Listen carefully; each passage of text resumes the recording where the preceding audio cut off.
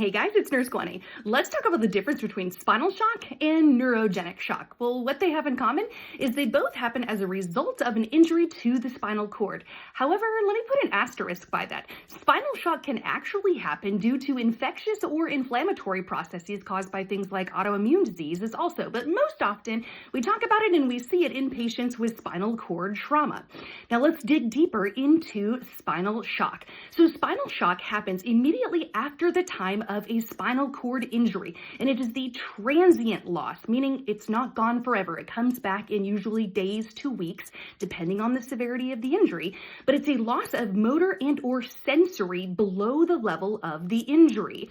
And our treatment modality in these patients is mostly supportive therapy. So early in the course of the injury, we're going to be focused on resuscitative measures like managing their hemodynamic status, whereas later down the road, we want to prevent complications and sequelae like deep vein thromboses due to being unable to move their legs, or pressure ulcers because they can't feel where they've got, a bone sticking against something hard on the bed, or just resting on one side for too long.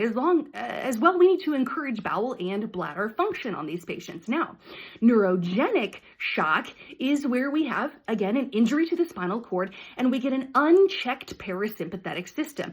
The sympathetic nervous system has just gone to sleep on this patient.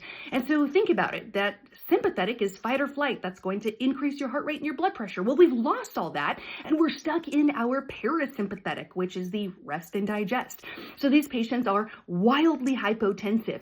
They are bradycardic. And so what do we do for these patients? Of course, we want to manage their hemodynamic status and we reach for a pressor in those patients. So I hope that helps you understand a little bit more about the differences and similarities between spinal shock and neurogenic shock.